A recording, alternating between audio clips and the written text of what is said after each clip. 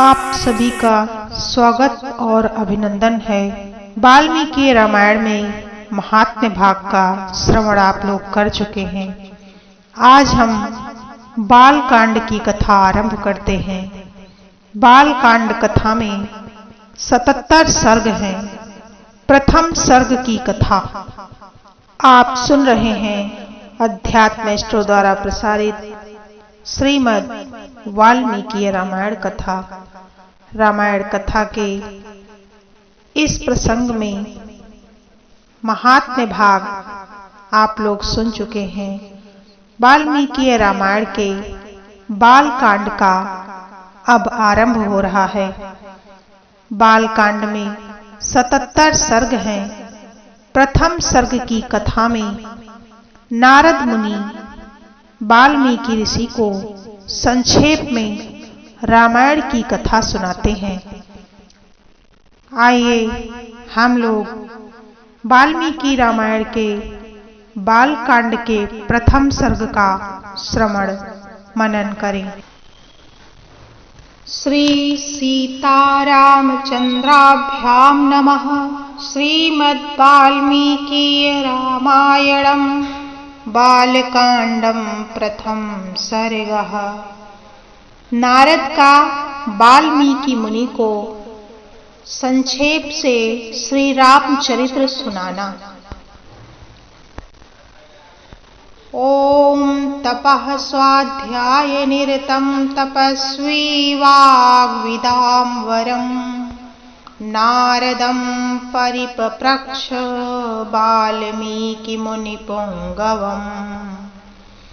तपस्वी वाल्मीकि जी ने तपस्या और स्वाध्याय में लगे हुए विद्वानों में श्रेष्ठ मुनिवर नारद जी से पूछा, कोऽन्यस्मिन् साम्प्रतं लोके गुणवान् कश्च वीर्यवान् धर्मज्ञश्च कृतज्ञश्च सत्यवाक्यो दृढ़व्रतः। हे मुनि, इस समय इस संसार में गुणवान, वीर्यवान और धर्मज्ञ, उपकार मानने वाला, सत्यवक्ता और दृढ़ प्रतिज्ञ कौन है? चारित्रेण च को युक्तः सर्वभूतेषु को हितः विद्वान् कः कः समर्थश्च कश्चैक प्रियदर्शनः। सदाचार से युक्त समस्त प्राणियों का हित साधक, विद्वान, सामर्थ्यशाली और एकमात्र प्रिय दर्शन सुंदर पुरुष कौन है? आत्मवान को जित क्रोधो द्युतिमान को अनसूय कहा कस्य बिभ्यति देवाश्च जातिरोषस्य संयुगे। मन पर अधिकार रखने वाला, क्रोध को जीतने वाला, कांतिमान और किसी की भी निंदा नहीं करने वाला कौन है? तथा संग्राम में कुपित होने पर किससे देवता भी डरते हैं? एतद् इच्छाम्यहं श्रोतुं परं कौतूहलं हि मे महर्षे त्वं समर्थोऽसि ज्ञातुमेवं विधं नरम्। हे महर्षि, मैं यह सुनना चाहता हूँ, इसके लिए मुझे बड़ी उत्सुकता है और आप ऐसे पुरुष को जानने में समर्थ हैं। श्रुत्वा चैत्र त्रिलोकज्ञो वाल्मीके नारदो वचः श्रूयतामिति चाम मंत्रस्य प्रहृष्टो वाक्यमब्रवीत्। हे महर्षि, वाल्मीकि के इस वचन को सुनकर तीनों लोकों का ज्ञान रखने वाले नारद ने उन्हें संबोधित करके कहा, सुनिए। और फिर प्रसन्नता पूर्वक बोले, बहवो दुर्लभाश्चैव ये त्वया कीर्तिता गुणाः मुने वाक्ष्याम्यहं बुद्ध्वा तैर्युक्तः श्रूयतां नरः। हे मुनि, आपने जिन बहुत से दुर्लभ गुणों का वर्णन किया है, उनसे युक्त पुरुष को मैं विचार करके कहता हूँ, आप सुने।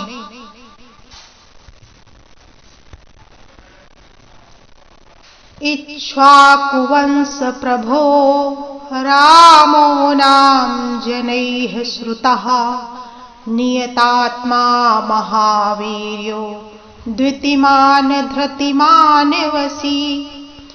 इक्ष्वाक वंश में उत्पन्न हुए एक ऐसे पुरुष हैं जो लोगों में राम नाम से विख्यात हैं।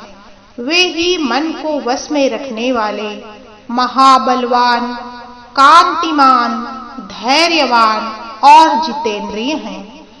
बुद्धिमान नीतिमान वाग्मी श्रीमाक्षत्र मुनिर्बर्हणः विपुलांशो महाबाहु कंबुग्रीवो महाहनुः। वे बुद्धिमान, नीतिज्ञ, वक्ता, शोभायमान तथा शत्रु संहारक हैं। उनके कंधे मोटे और भुजाएं बड़ी बड़ी हैं। शंख के समान उनकी ढोढ़ी मांसल और पुष्ट है तथा ग्रीवा शंख के समान है। माहोरस्को महोरस्को महेश्वासो गूढ़ जत्रुररिंदमः आजान बाहुः सुशिराः सुललाटः सुविक्रमः। उनकी छाती चौड़ी तथा धनुष बड़ा है। गले के नीचे की हड्डी हंसली मांस से छिपी हुई है। वे शत्रुओं का दमन करने वाले। भुजाएं घुटनों तक लंबी हैं। मस्तक सुंदर है। ललाट भव्य और चाल मनोहर है। समः संविभक्तांगः स्निग्धवर्णः प्रतापवान् पीनवक्षा विशालाक्षो लक्ष्मीवांशुभलक्षणः। उनका शरीर अधिक ऊंचा या नाटा न होकर मध्यम और सुडौल है। देह का रंग चिकना है। वे बड़े प्रतापी हैं। उनका वक्षस्थल भरा हुआ है। आंखें बड़ी बड़ी हैं।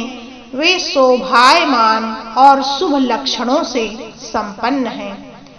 धर्मज्ञः सत्यसंधश्च प्रजानां च हिते रतः यशस्वी ज्ञान संपन्नः शुचिर्वस्यः समाधिमान्। धर्म के ज्ञाता, सत्य प्रतिज्ञ तथा प्रजा के हित साधन में लगे रहने वाले। वे यशस्वी, ज्ञानी, पवित्र, जितेंद्रिय और मन को एकाग्र रखने वाले हैं। प्रजापति समः श्रीमान धातारि पुनिपूदनः रक्षिता जीवलोकस्य धर्मस्य परिरक्षिता। प्रजापति के समान पालक, श्री संपन्न, वैर विध्वंसक और जीवों तथा धर्म के रक्षक हैं। रक्षिता स्वस्य धर्मस्य स्वजनस्य च रक्षिता वेद वेदांग तत्वज्ञो धनुर्वेदे च निष्ठितः।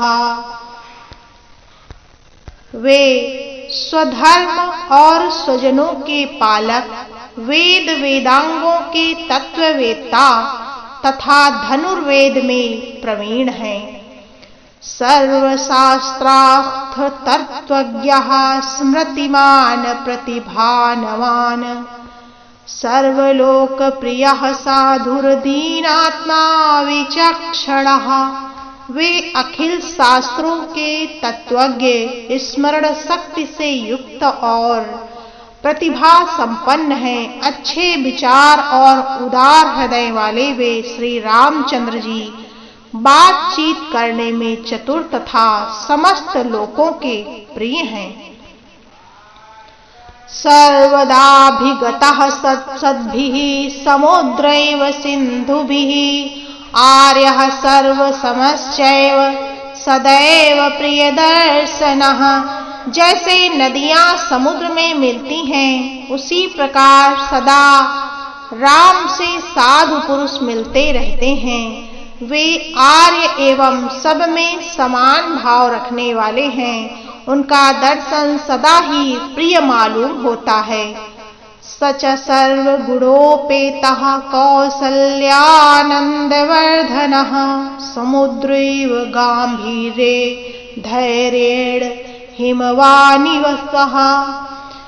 संपूर्ण गुणों से युक्त वे श्री रामचंद्र जी अपनी माता कौसल्या के आनंद को बढ़ाने वाले हैं। गंभीरता में समुद्र और धैर्य में हिमालय के समान हैं।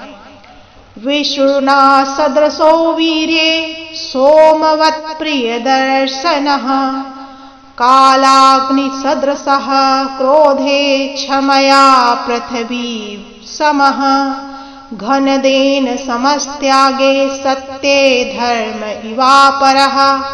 वे विष्णु भगवान के समान बलवान हैं। उनका दर्शन चंद्रमा के समान मनोहर प्रतीत होता है। वे क्रोध में कालाग्नि के समान और क्षमा में पृथ्वी के सदृश हैं। त्याग में कुबेर और सत्य में द्वितीय धर्मराज के समान हैं। तमेवं गुणसम्पन्नं रामं सत्यपराक्रमं ज्येष्ठं ज्येष्ठगुणैर्युक्तं प्रियं दशरथः सुतं प्रकृतीनां हितैर्युक्तं प्रकृतिप्रियकाम्यया यौवराजेन संयुक्तो मैक्षतप्रीत्या महीपतिः। इस प्रकार उत्तम गुणों से युक्त और सत्य पराक्रम वाले सद्गुणशाली अपने प्रियतम ज्येष्ठ पुत्र को, जो प्रजा के हित में संलग्न रहने वाले थे, प्रजा वर्ग का हित करने की इच्छा से राजा दशरथ ने प्रेमवश युवराज पद पर अभिषिक्त करना चाहा। तस्याभिषेक समासंभारान् दृष्ट्वा भार्यथ कैकेयी पूर्वे दत्तवरा देवी वरमेन मयाचत विवासनं च रामस्य भरतस्याभिषेचनम्। तस्याभिषेक संभारान् दृष्ट्वा भार्यया कैकेयी पूर्वे दत्तवरा देवी वरमेन अयाचत विवासनं च रामस्य भरतस्याभिषेचनम्। तदंतर राम के राज्याभिषेक की तैयारियां देखकर रानी कैकेयी ने, जिसे पहले ही वर दिया जा चुका था, राजा से यह वर मांगा कि राम का निर्वासन, वनवास और भरत का राज्याभिषेक हो। सत्यवचनाद् राजा धर्मपाशेन संयतः विवासयामास सुतं रामं दशरथः प्रियम्। राजा दशरथ ने सत्य वचन के कारण धर्म बंधन में बंधकर प्यारे पुत्र राम को वनवास दे दिया। सजगाम वनम वीरः प्रतिज्ञामनुपालयन् पितुर्वचन निर्देशात् कैकेय्याः प्रिय कारणात्। कैकेयी का प्रिय करने के लिए पिता की आज्ञा के अनुसार उनकी प्रतिज्ञा का पालन करते हुए वीर रामचंद्र वन को चले। तम वज्रन्तं प्रियो भ्राता लक्ष्मणो अनुजगामः स्नेहात् विनय संपन्नः सुमित्रानन्दवर्धनः भ्रातरं दशितो भ्रातुः सौभ्रात्रम् अनुदर्शयन्। तब सुमित्रा के आनंद बढ़ाने वाले विनयशील लक्ष्मण ने भी, जो अपने बड़े भाई राम को बहुत ही प्रिय थे, अपने सुबंधुत्व का परिचय देते हुए स्नेहवश वन को जाने वाले बंधुवर राम का अनुसरण किया। रामस्य दयिता भार्या नित्यं प्राण समाहिता, जनकस्य कुले जाता देवमायेव निर्मिता, सर्वलक्षण संपन्ना नारीणामनुत्तमा वधू, सीताप्यनुगता रामं ससिनं रोहिणी यथा, पौरैरनुगते दूरं पित्रा दशरथेन च। और जनक के कुल में उत्पन्न सीता भी जो अवतीर्ण हुई, देव माया की भांति सुंदरी, समस्त शुभ लक्षणों से विभूषित, स्त्रियों में उत्तम, राम के प्राणों के समान प्रियतम पत्नी तथा सदा ही पति का हित चाहने वाली थी, रामचंद्र जी के पीछे चली जैसे चंद्रमा के पीछे रोहिणी चलती है। उस समय पिता दशरथ ने अपना सारथी भेजकर और पूर्ववासी मनुष्यों ने स्वयं साथ जाकर दूर तक उनका अनुसरण किया। श्रृंगवेरपुरे सूतं गंगाकूले विसर्जयत्, गुहमासाद्य धर्मात्मा निषादाधिपति प्रियम। फिर श्रृंगवेरपुर में गंगा तट पर अपने प्रिय निषाद राज गुह के पास पहुंचकर धर्मात्मा श्री रामचंद्र जी ने सारथी को अयोध्या के लिए विदा कर दिया। गुहेन सहितो रामो लक्ष्मणेन च सीतया, ते चनेन वनं गत्वा नदीर्तीर्त्वा बहूदकाः, चित्रकूटमनुप्राप्य भरद्वाजस्य शासनात्, रम्यवाससथं कृत्वा रममाणा वने त्रयः, देवगन्धर्वसङ्कासास्तत्र ते न्यवसन् सुखम्। निषाद राजगुह, लक्ष्मण और सीता के साथ राम ये चारों एक वन से दूसरे वन में गए। मार्ग में बहुत जलों वाली अनेकों नदियों को पार करके भरद्वाज के आश्रम पर पहुंचे और गुह को भी छोड़ दिया।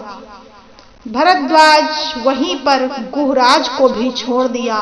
भरद्वाज मुनि की आज्ञा से चित्रकूट पर्वत पर गए। वहां वे तीनों देवता और गंधर्वों के समान वन में नाना प्रकार की लीलाएं करते हुए एक रमणीय पर्णकुटी बनाकर उसमें सानंद रहने लगे।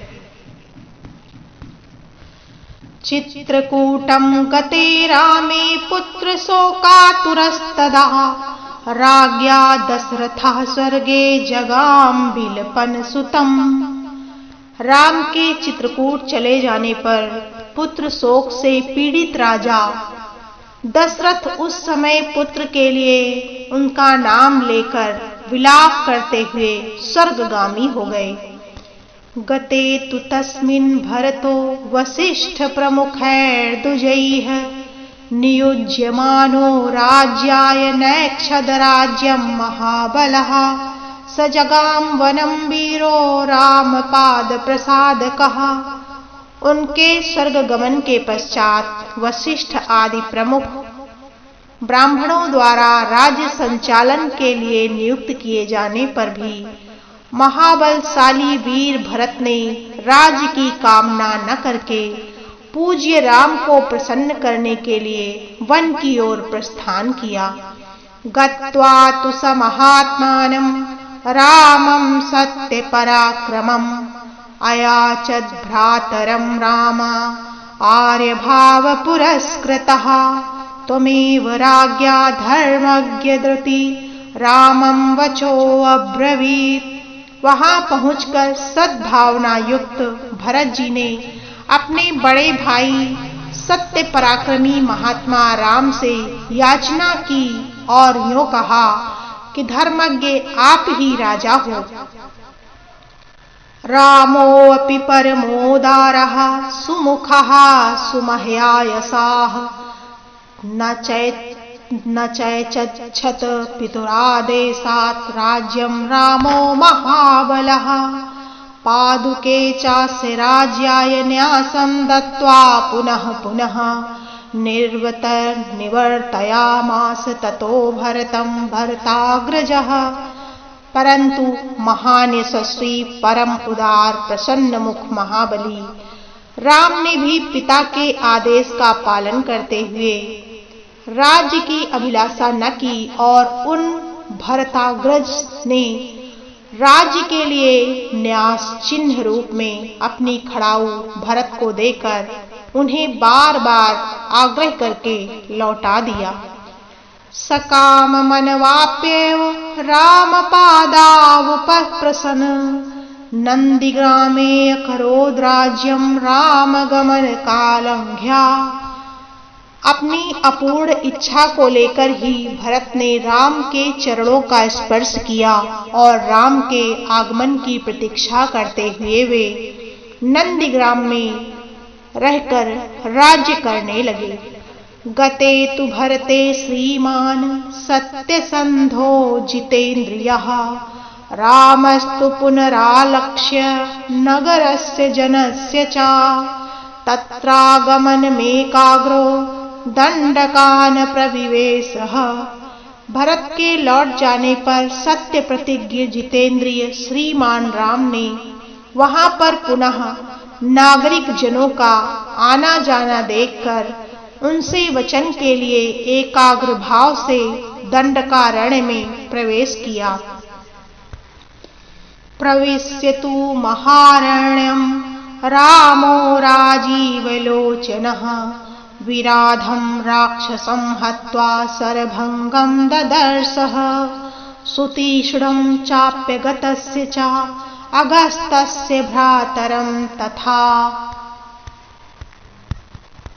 उस महान वन में पहुंचने पर कमल लोचन राम ने विराध नामक राक्षस को मारकर सरभंग, सुतीक्ष्ण, अगस्त्य मुनि तथा अगस्त्य के भ्राता का दर्शन किया। अगस्त्य वचनाच्चैव जग्राहेन्द्रं सरासनं खड्गं च परम प्रीतम अस्तूरी चाक्षसायको। फिर अगस्त्य मुनि के कहने से उन्होंने इंद्रधनुष, एक शंख, 2 तूड़ी, उसमें बाण कभी नहीं घटते थे, प्रसन्नता पूर्वक ग्रहण किए। वसतस्य रामस्य वने वनचरैः सा ऋषयो अभ्यागमनं सर्वे वाधयासुर रक्षसाम्। एक दिन वन में वनचरों के साथ रहने वाले श्री राम के पास असुर तथा राक्षसों के वध के लिए निवेदन करने को वहां के सभी ऋषि आए। सतेषां प्रतिसुस्राव राक्षसानां तदा वने प्रतिज्ञातश्च रामेण वधः संयति राक्षसाम्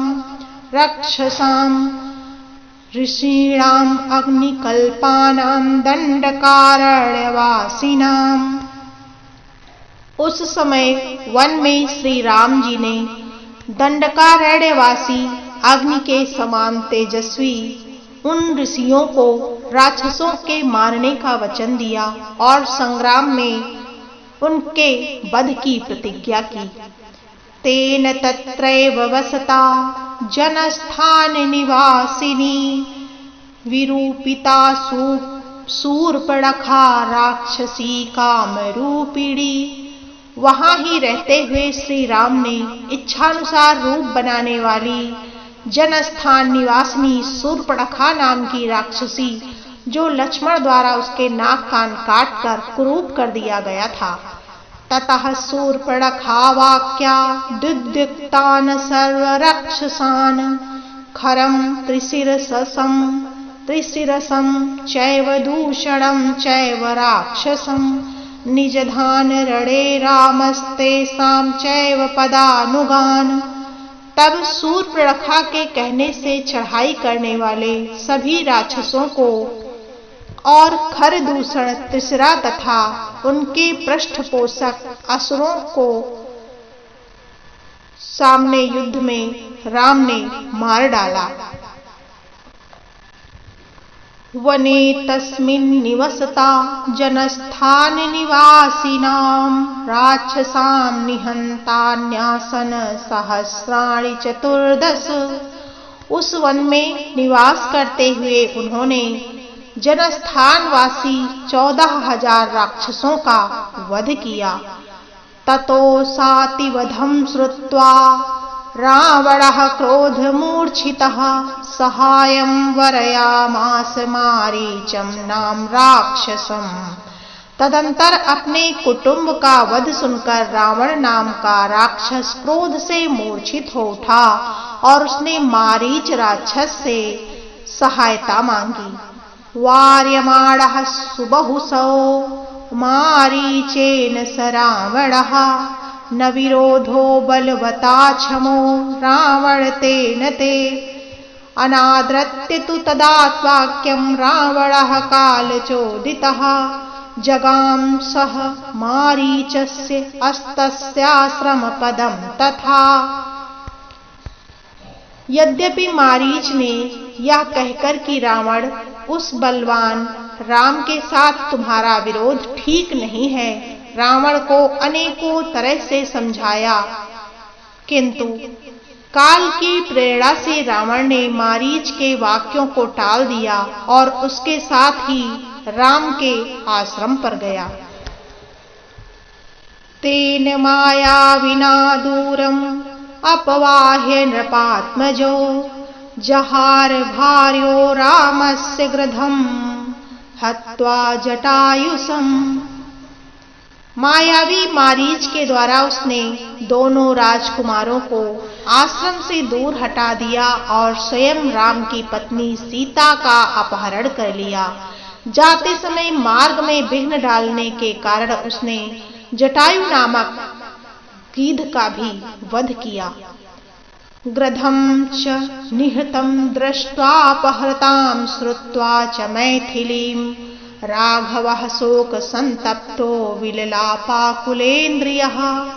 तत्पश्चात जटायु को आहत देखकर और उसी के मुख से सीता का हरण सुनकर श्री रामचंद्र जी शोक से पीड़ित होकर विलाप करने लगे। उस समय उनकी सभी इंद्रियां व्याकुल हो उठी थी। ततस्त नेनैव शोकेन गृधं दृष्ट्वा जटायुधं मार्गमाणो वने सीतां राक्षसं संददर्शः।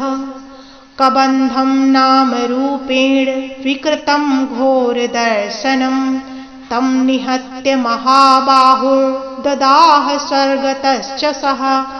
फिर उसी शोक में पड़े हुए उन्होंने जटायु गृध का अग्नि संस्कार किया और वन में सीता को ढूंढते हुए कबंध नामक राक्षस को देखा, जो शरीर से विकृत तथा भयंकर दिखने वाला था।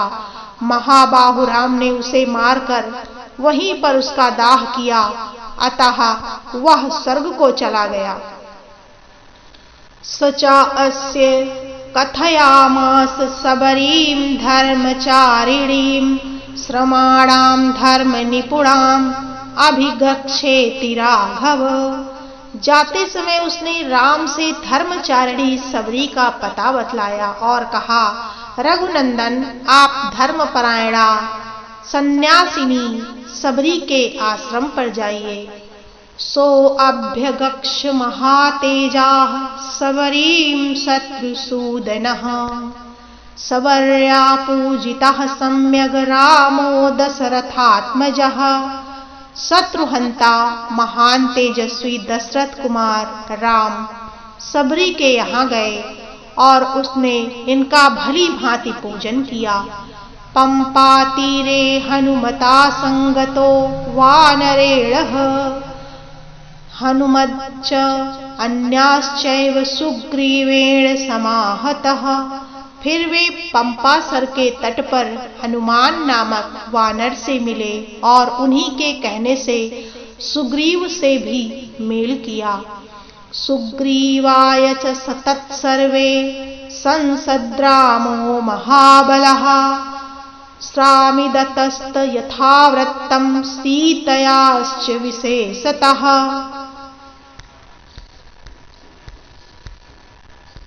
तदंतर महाबलवान राम ने आदि से ही लेकर जो कुछ हुआ था वह और विशेषतः सीता का वृत्तांत सुग्रीव से कह सुनाया। सुग्रीवश्चापि तत्सर्वे श्रुत्वा रामस्य वानरः चकार सख्यं रामेण प्रीतिश्चैव आग्निसाक्षिकम्। वानर सुग्रीव ने राम की सारी बातें सुनकर उनके साथ प्रेम पूर्वक अग्नि को साक्षी बनाकर मित्रता की। ततो वानर गजेन वैरानुकथनं प्रति रामायो वेदितं सर्वे प्रणयाद दुखितेन च। उसके बाद वानर राज सुग्रीव ने स्नेहवश बाली के साथ वैर होने की सारी बातें राम से दुखी होकर बतलाई।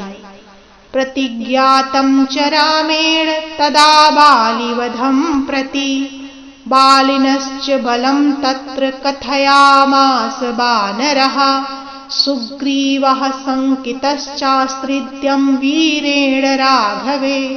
उस समय राम ने बाली को मारने की प्रतिज्ञा की। तब वानर सुग्रीव ने वहां बाली के बल का वर्णन किया, क्योंकि सुग्रीव को राम के बल के विषय में बराबर शंका बनी रही थी। राघव प्रत्यार्थे तु दुन्दुभेः कायमुत्तमं दर्शयामास सुग्रीवो महापर्वत सन्निभम। राम की प्रतीति के लिए उन्होंने दुन्दुभि दैत्य का महान पर्वत के समान विशाल शरीर दिखलाया। उत्समित्वा मद्बाहुः प्रेक्ष्य चास्थि महाबलः पादांगुष्ठेन चिक्षेप संपूर्णे 10 योजनम्।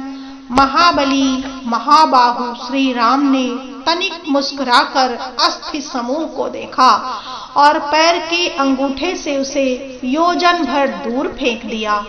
विभेद च पुनस्तालान सप्तैकेन महेशुरा गिरिं रसातलं चैव जनयन प्रत्ययं तदा। फिर एक ही महान बाण से उन्होंने अपना विश्वास दिलाते हुए 7 ताल वृक्षों को और पर्वत तथा रसातल को बींध डाला। ततः प्रीतमनास्तेन विश्वस्तः समहाकपिः किष्किन्धां राम सहितो जगाम च गुहाम तदा।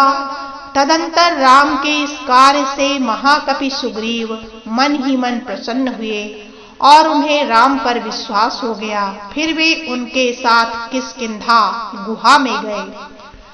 ततो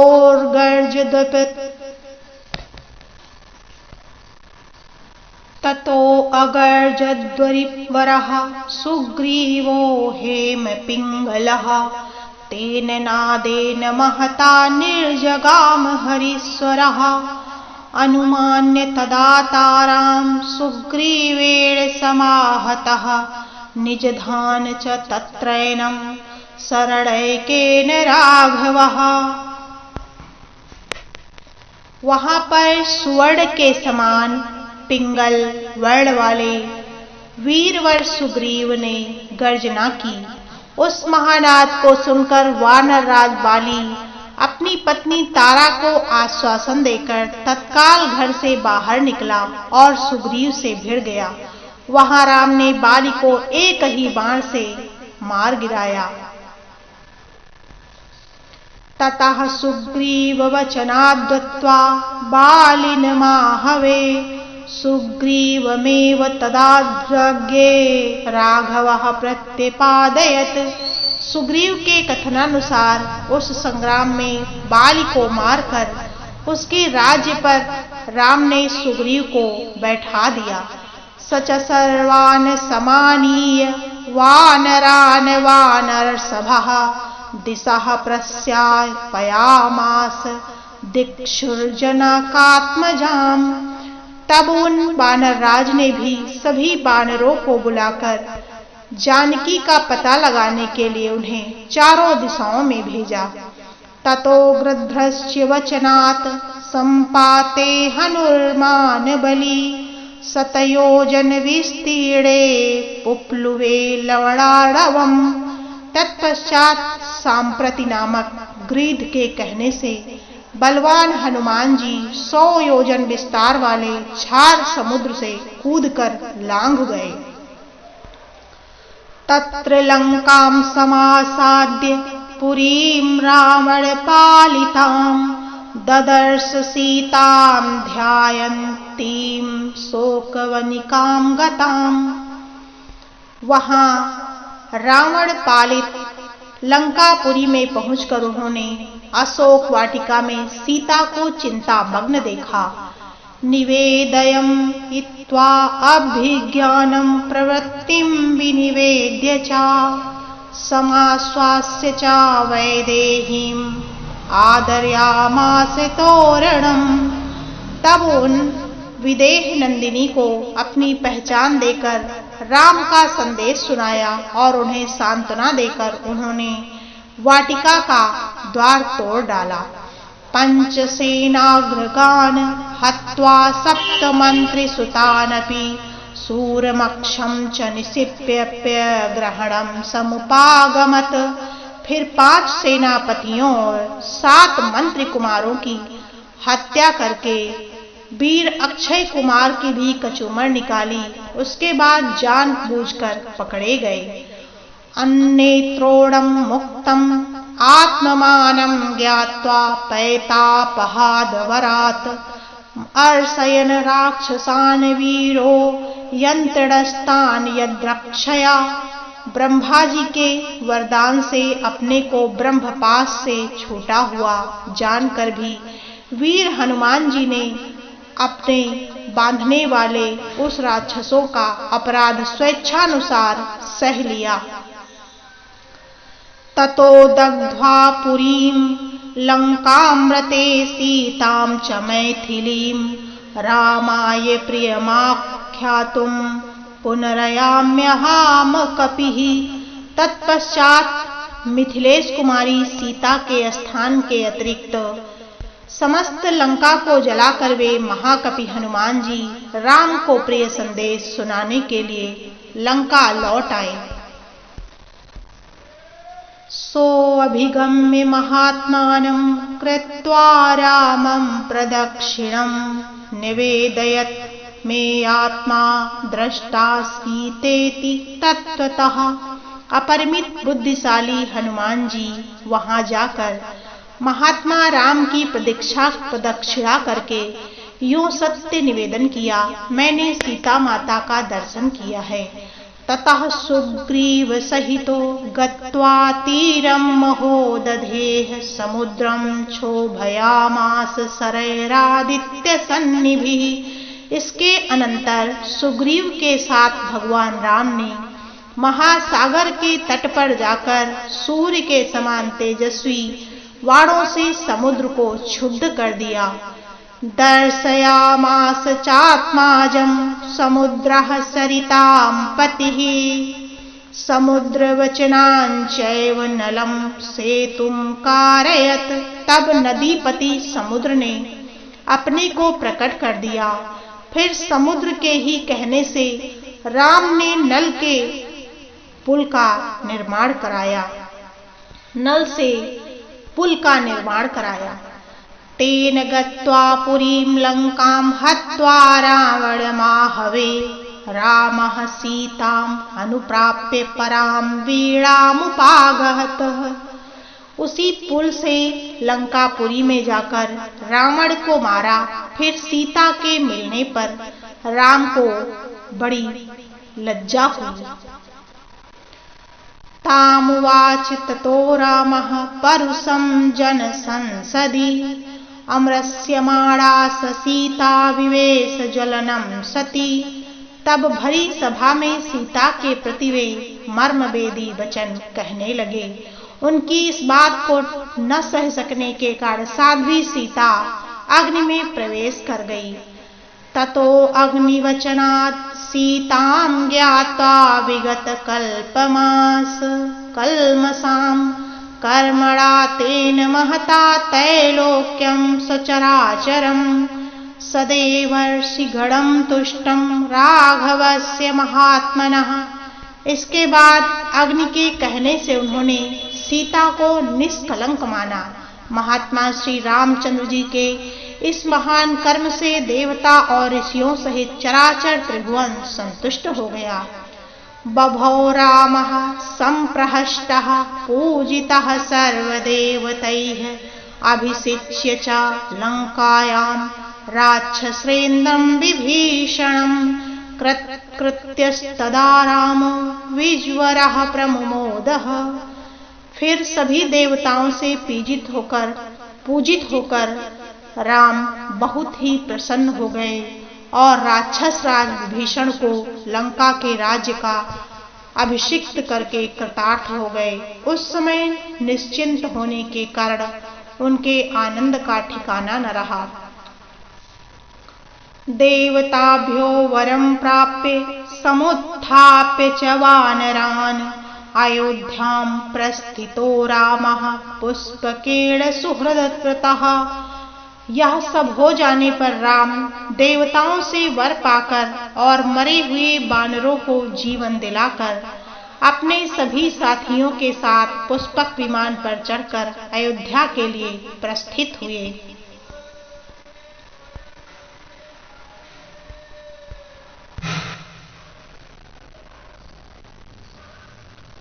भरद्वाजाश्रमं गत्वा रामः सत्यपराक्रमः भरतस्यान्तिके रामो हनुमन्तं व्यसर्जयत्। भरद्वाज मुनि के आश्रम पर पहुंचकर सबको आराम देने वाले सत्य पराक्रमी राम ने भरत के पास हनुमान को भेजा। पुनराख्यायिकां जल्पन् सुग्रीव सहितस्तदा पुष्पकं तद समारोह्यां नंदीग्रामं ययौ तदा। फिर सुग्रीव के साथ कथा वार्ता करते हुए पुष्पकारूढ़ होवे नंदीग्राम को गए। नंदीग्रामे जटां हित्वा भ्रातृभिः सहितो अनघ्यः रामः सीताम् अनुप्राप्य राज्यं पुनरवाप्तवान्। निष्पाप श्री रामचंद्र जी ने नंदीग्राम में अपनी जटा काटकर भाइयों के साथ सीता को पाने के अनंतर पुनः अपना राज्य प्राप्त किया। प्रहष्टमुदितो लोकसंतुष्टः पुष्टः सुधार्मिकः निरामयो ह्योर्गश्च दुर्भिक्ष भयवर्जितः। अब राम के राज्य में लोग प्रसन्न, सुखी, संतुष्ट, धार्मिक तथा रोग व्याधि से मुक्त रहेंगे। उन्हें दुर्भिक्ष का भय न होगा।